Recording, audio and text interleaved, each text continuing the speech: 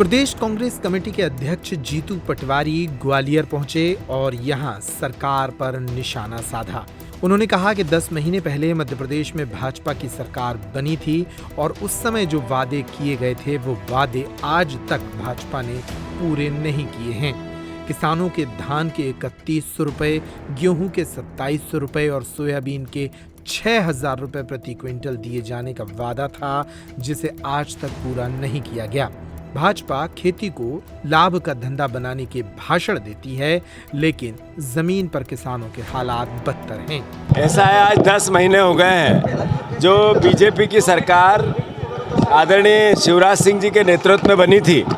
उसमें किसानों के धान के 3100 की बात कही थी, किसानों के गेहूं के 2700 की बात कही थी, 6000 रुपये कुंटल किसानों के सोयाबीन के भाव को लेकर किसान का बेटा रोड पे है, आपने डबल इनकम की बात कही थी, खेती को लाभ का धंधा बनाने की बात कही थी, 3000 बहनों को देंगे, इस नाम पे वोट लिया। अतिथि विद्वानों को नियमित करेंगे, अतिथि शिक्षकों को नियमित करेंगे, इस बात का वोट लिया। किया क्या?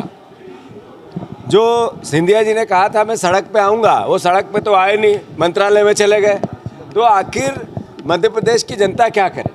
और मध्य प्रदेश का विपक्ष ये बात नहीं करे तो कौन करे? अगर लाडली बहना के नाम पे आपने वोट लिया और बहन की अस्मत यहाँ खतरे में है, रोज़ 17 मिनट में एक बलात्कार होता है, तो ये बात विपक्ष नहीं करे तो कौन करे? अभी मितेंद्र हमारा यूथ कांग्रेस का अध्यक्ष है, अगर उसने कोई जनता की आवाज़ को सोशल मीडिया से डाला, एफआईआर हुई, ये अपने आप में मतलब दबाने, धमकाने, डराने की प्रोसेस नहीं है तो क्या है?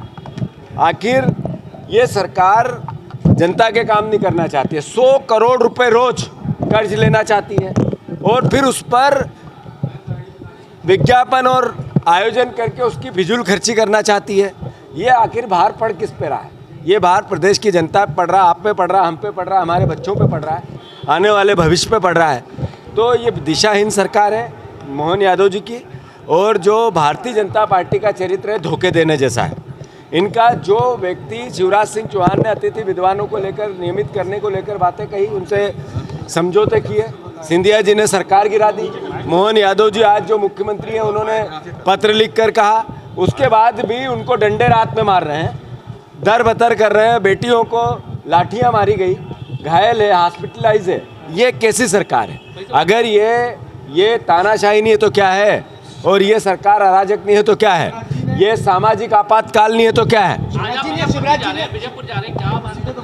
विजयपुर, जैसा मैंने कहा, हम बहुत लंबे समय से हमारे कार्यकर्ता वहाँ काम कर रहे हैं और चूँकि पहले हमने ब्लॉक वाइज वहाँ सम्मेलन और मीटिंगें की है, सेक्टर वाइज भी की है।